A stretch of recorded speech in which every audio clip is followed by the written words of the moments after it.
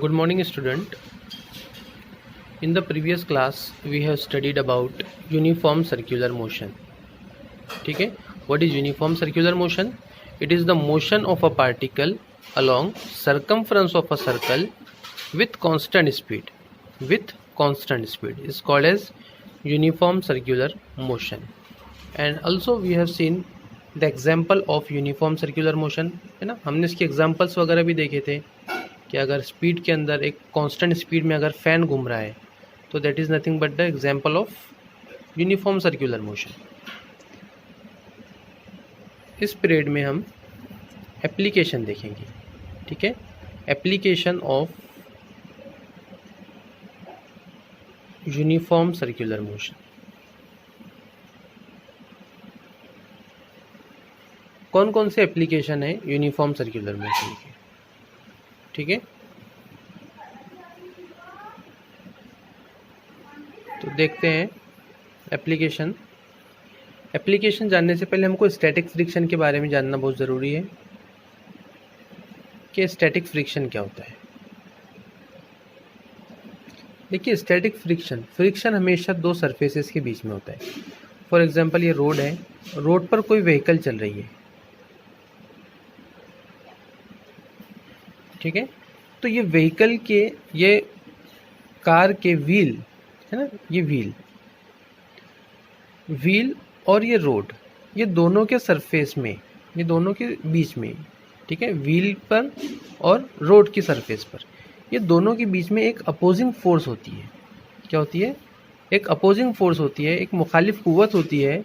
तो हम उस फोर्स को क्या बोलते हैं? Friction. That force is called as friction. ठीक है, तो वो फोर्स को हम क्या बोलेंगे? फ्रिक्शन। इसको हम डिनोट करते हैं स्टैटिक फ्रिक्शन को F सफिक्स x से, F सफिक्स s। इसकी मिनिमम वैल्यू होती है 0 और स्टैटिक फ्रिक्शन की मैक्सिमम वैल्यू जो होती है वो म्यू n। कितनी होती है? Mu n। ठीक है, तो देखते हैं क्या एप्लीकेशन क्या है यूनिफॉर्म सर्कुलर मोशन का। यूनिफॉर्म सर्कुलर मोशन का एप्लीकेशन है व्हीकल ऑन हॉरिजॉन्टल पाथ।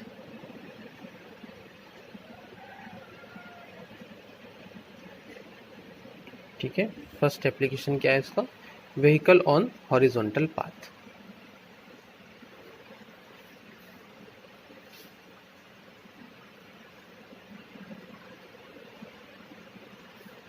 ठीक है, एक गाड़ी है, एक व्हीकल है, वो रोड पर चल रही है ऐसे।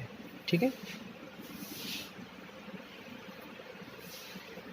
ये व्हीकल का weight is always in downward direction.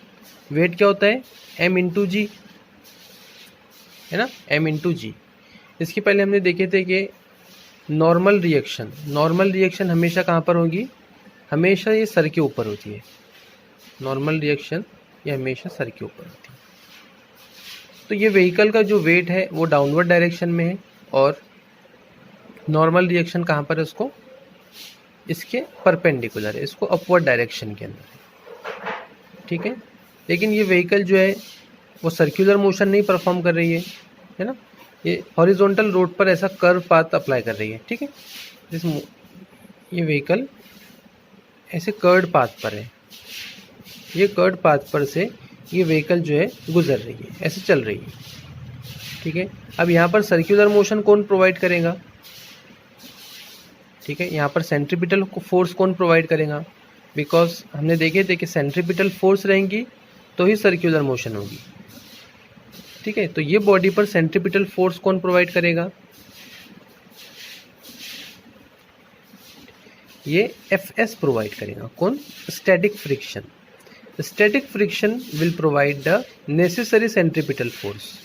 ये सेंट्रीपिटल फोर्स कौन प्रोवाइड करेगा? Static friction.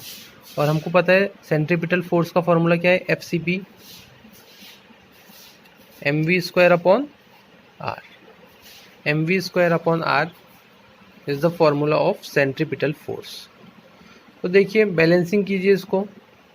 mg को कौन बैलेंस कर रहा है, वेट को कौन बैलेंस कर रहा है, नॉर्मल रिएक्शन। तो हम इसमें लिखेंगे यहाँ पर n इज बैलेंस्ड बाय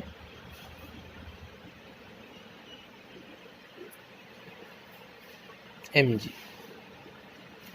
है ना। नॉर्मल रिएक्शन और mg जो है एक दूसरे को बैलेंस कर रहे हैं, तो हम ऐसा लिख सकते हैं कि n is equals to mg। Give it equation number 1। Now this fs क्या प्रोवाइड कर रहा है, fs क्या दे रहा है हमको, सेंट्रीपिटल फोर्स। तो fs is equals to fs provide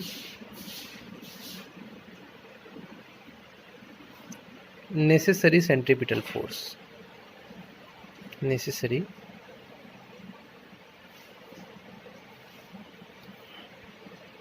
centripetal force।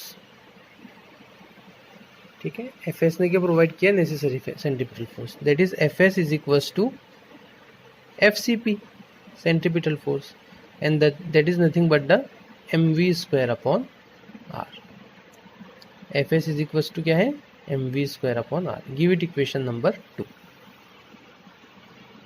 Okay,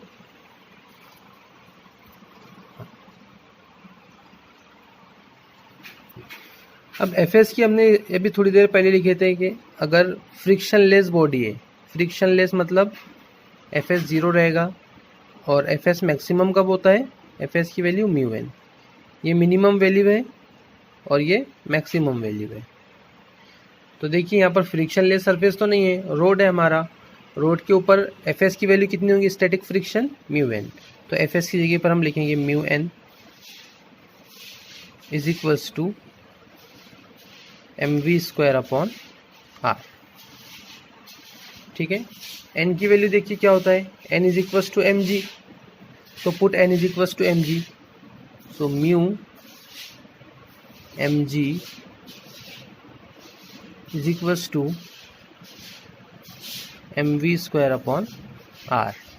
So mm get cancelled. What is remaining? Mu g is equals to v square upon r. Therefore v square is equals to mu r g. That is v is equals to under root mu r g। ठीक है, v is equals to under root mu r g. This is the safest speed.